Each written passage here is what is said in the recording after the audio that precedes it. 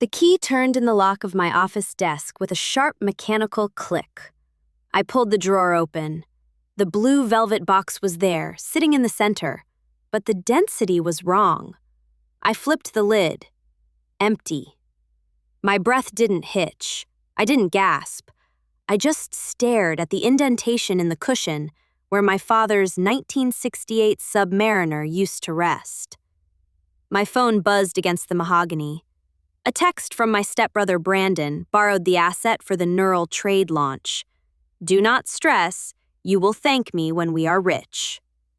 Then a second buzz. My mother. Let him work. Lauren, stop hoarding the past. I didn't scream. I didn't reply. I simply closed the drawer, locked it, and picked up my car keys. Have you ever felt like the invisible one in your own family?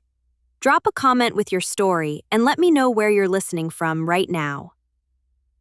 Old Town Collateral didn't look like a place where desperate people went to sell their wedding rings. It looked like a fortress, located in the historic industrial district.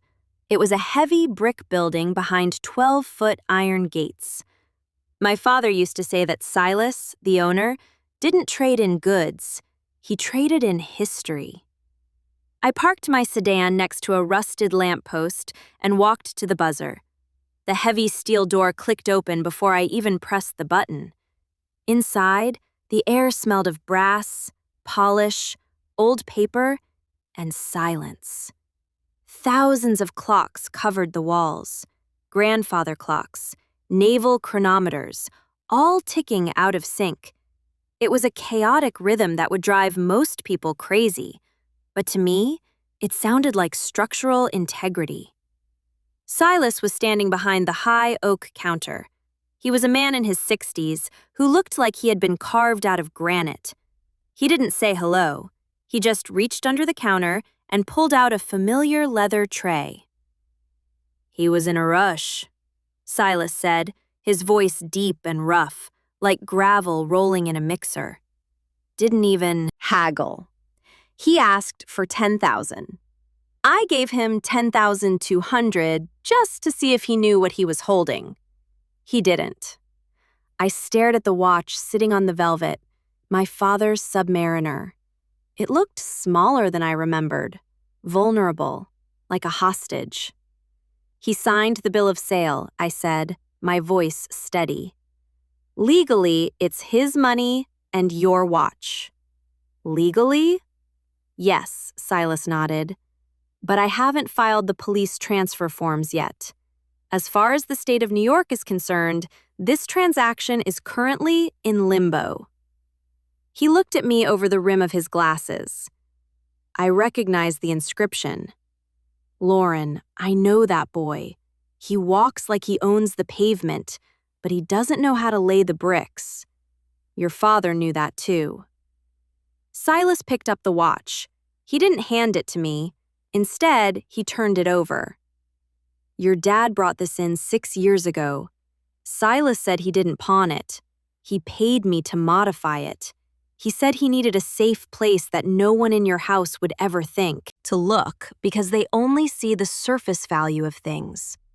Silas pressed his thumb against the 4 o'clock position on the watch casing, right between the lugs. He applied a calibrated amount of pressure. Click. The back of the watch didn't unscrew. It popped open on a hidden hinge, revealing a false cavity where the movement's counterweight should have been. I leaned in, my pulse hammering against my ribs. Inside the tiny machined hollow wrapped in plastic were 2 things: a micro SD card no bigger than a fingernail, and a silver key stamped with the number 404. A watch tells time, Silas said quietly, sliding the tray toward me. But this one keeps secrets. Your father told me that if you ever came looking for this, it meant the wolves were at the door. I picked up the key. It was cold against my skin. My father hadn't just left me a piece of jewelry. He knew exactly who my stepfamily was. He knew that eventually their greed would outweigh their pretense. He hadn't left me an heirloom. He had left me a blueprint for survival.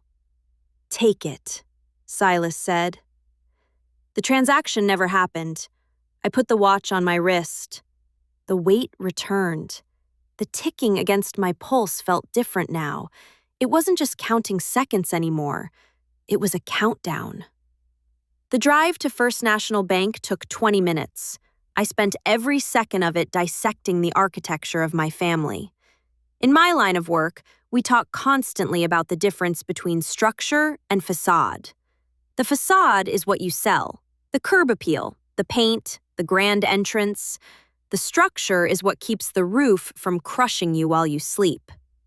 For the last 5 years, since my father passed, my stepfamily had been all facade. Brandon drove a leased Porsche he couldn't afford to insure. My mother wore designer clothes she bought on credit cards that were maxed out 3 cycles ago. David, my stepfather, played the role of the benevolent patriarch, hosting dinner parties where he poured wines that cost more than my weekly salary. And me. I was the load-bearing wall they kept trying to cover with wallpaper. I looked at the silver key resting in the cup holder. It was cold, hard, and real. It was the complete opposite of the life I had been funding last winter when the county threatened to put a lien on the house for unpaid property taxes. I didn't make a scene. I simply wired $12,000 from my savings account to the tax collector. I didn't get a thank you.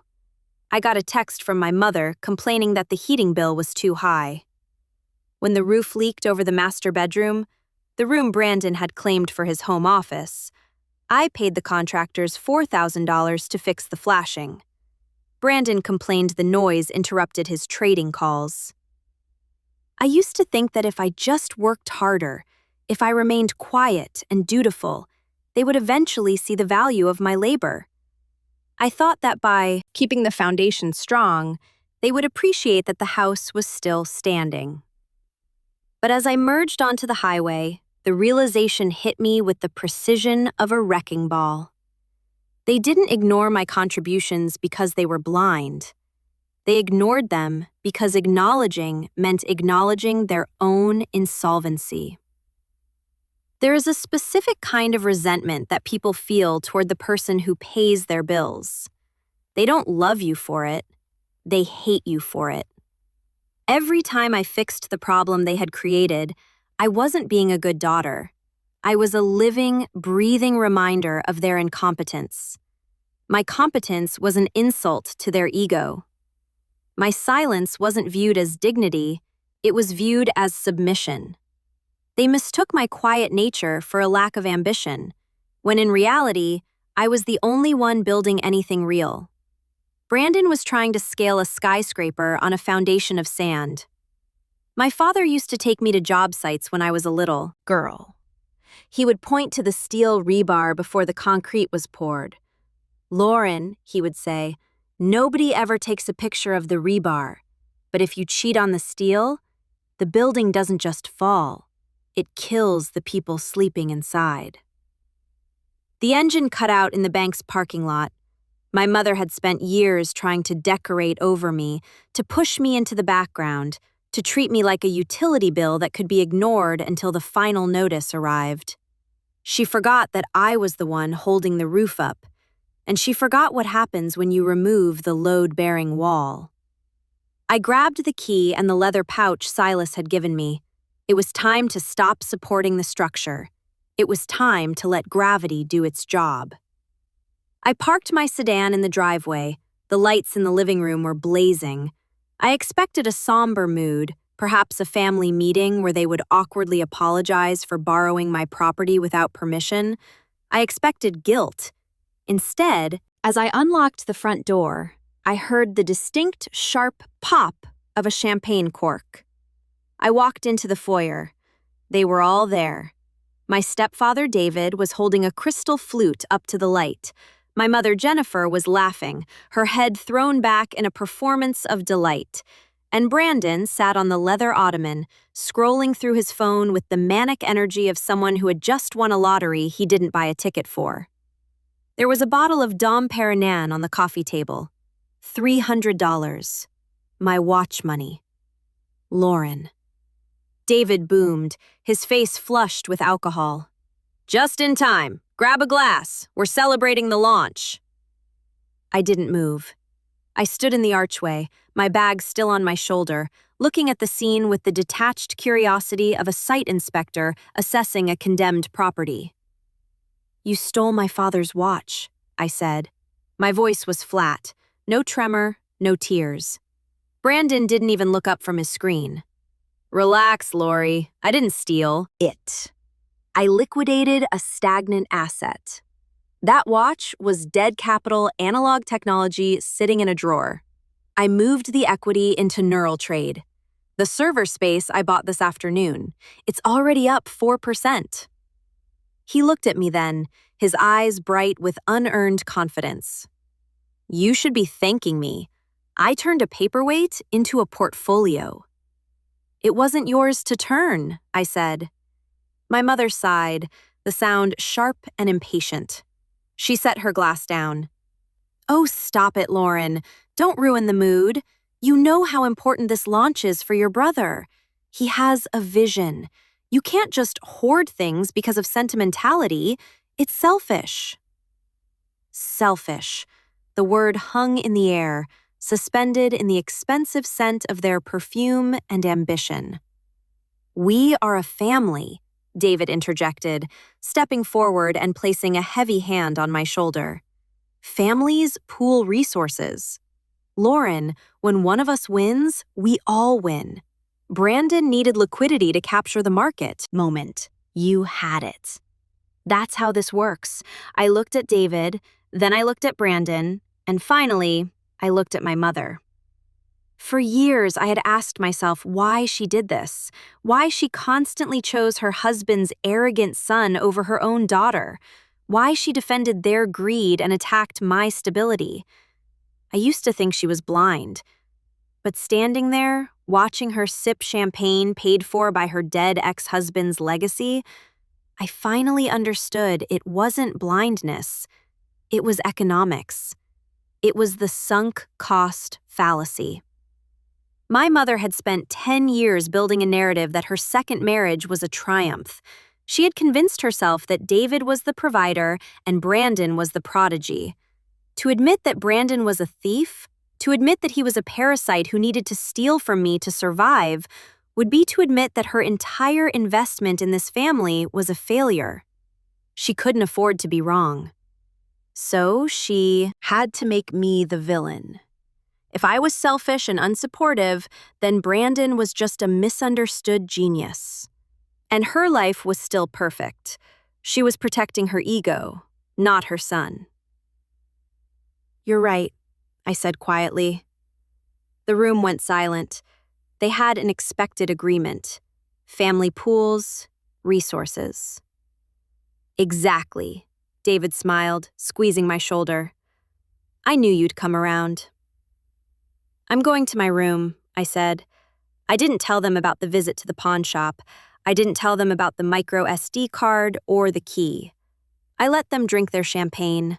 I let them celebrate their victory because I knew something they didn't.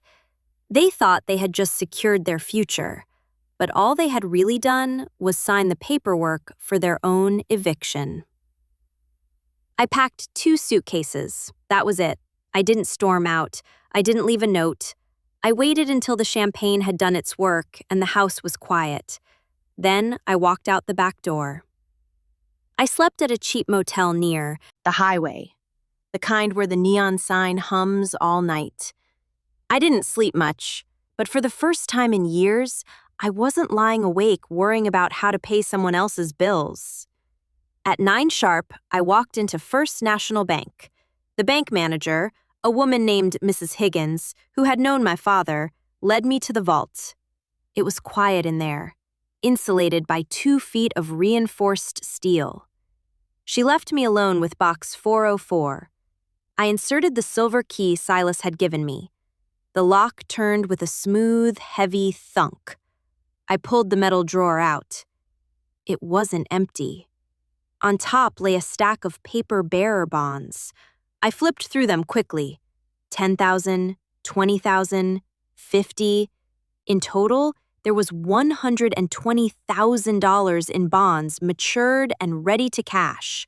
My father had been squirreling this away for years, hiding it from the joint accounts my mother always insisted on controlling.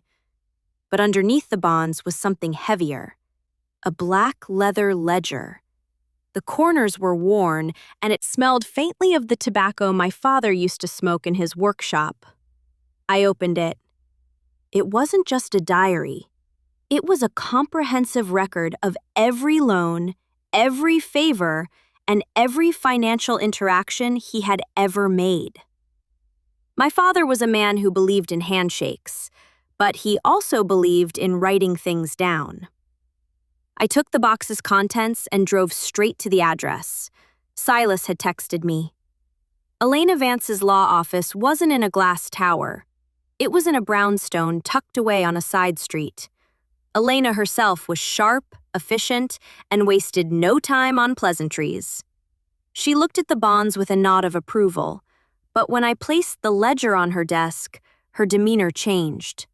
She opened it, running a manicured finger down the columns of handwriting.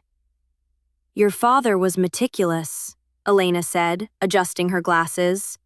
"Most contractors keep sloppy books. This is forensic-level detail. Silas told me I needed to show you this," I said. He said, "There was more than just money in there." Elena flipped a few pages, then stopped. She leaned in, her eyes narrowing. She read the entry twice. Then she looked up at me, a slow, shark-like smile spreading across her face. "The bonds are nice, Lauren," she said, tapping the page. "They give you freedom. But this ledger, this is a nuclear bomb." She turned the book around so I could see. "You didn't just inherit assets," Elena said, her voice dropping to a conspiratorial whisper. "You inherited the debts owed to the estate.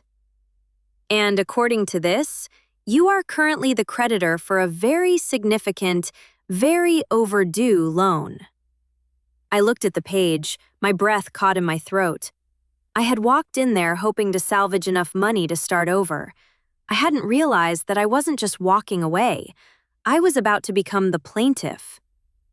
"Do you want to settle this quietly?" Elena asked, picking up her pen. "Or do you want to execute judgment?" I thought about the champagne. I thought about the sunk cost. I thought about my mother calling me selfish for wanting to keep the one thing my father left me. "Execute it," I said. Elena turned the ledger to page 52. The ink was faded, dated 15 years ago, 6 months before my mother married David. "Here," Elena pointed. "Promissory note. Borrower David Miller. Principal amount, $25,000. Purpose, startup capital for Miller Contracting. Terms, 5% interest compounded annually, payable in full upon demand or within 10 years. I stared at the signature at the bottom. It was unmistakably David's. The loop on the D, the sharp slash of the T. He borrowed money from my dad. I asked, my mind reeling. But they hated each other. David always bragged that he built his business from scratch with his own 2 hands. "He built it with your father's cash," Elena corrected. "And here's the kicker. There is no record of repayment. Your father noted every single payment for every other loan in this book. For David, 0, not a dime." She pulled out a calculator and started punching in numbers. The clicking sound echoed in the quiet office like gunfire. $25,000, Elena muttered. 15 years of compound interest. Penalties for late payment. She hit the equals button and turned the calculator toward me. $85,432. David assumed this debt died with your father, Elena said, leaning back in her chair. He bet on the fact that your dad was too proud to ask for it back while he was alive, and that you would never find out about it once he was gone. It's theft by omission. I felt a cold rage settle in my chest. It wasn't just the watch. It wasn't just the house repairs. My entire life with my stepfamily had been funded by a lie. David had strutted around my house, drinking my father's wine, sleeping under my father's roof, acting like the benevolent king, all while owing my father's estate a fortune. Wait, said, a sudden realization hitting me. David filed for bankruptcy 4 years ago, before he restructured his business. Elena's eyes lit up. Did he now? Well, that makes this infinitely worse for him. If he failed to list this debt during his bankruptcy proceedings, he committed federal bankruptcy fraud. That's not just a civil suit, Lauren. That's a felony. She looked at me, her expression serious. We have him in a vice. We can demand immediate repayment. If he can't pay, we can move to seize assets. His car, his business accounts, even his equity in the house. The house. The house I had paid taxes on. The house where they were currently drinking champagne and toasting to their own brilliance. He thinks I'm helpless, I said quietly. He thinks I'm just the bitter daughter with no resources. Elena slid a piece of heavy bond paper across the desk. Then let's correct his assumption. I can have the demand letter ready in an hour. We serve him today. I picked up the pen. My hand didn't shake. Do it, I said, and add the civil suit for the watch. I want him to know exactly where this is coming from. It was the kill shot. They had stolen my past to pay for their future. Now, I was going to use the past to foreclose on their present. It took exactly 72 hours for the future to collapse. Brandon's neural trade platform didn't just fail. It was rug pulled.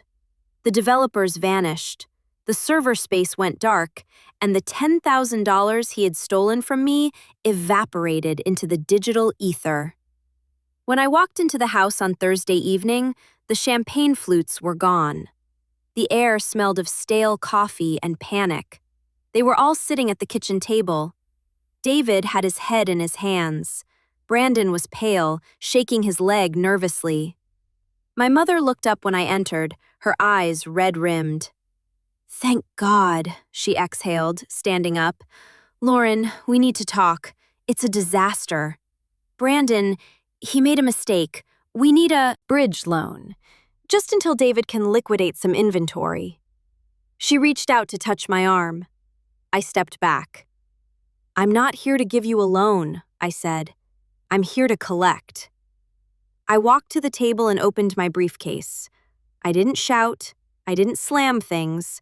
I moved with the slow, terrifying calm of a coroner. I laid 3 documents on the granite countertop side by side. Document 1, I said, tapping the first page. The police report for the theft of a vintage Rolex Submariner. Suspect named Brandon Miller. Brandon made a noise like a strangled cat. You called the cops. Are you crazy? Document 2, I continued, ignoring him.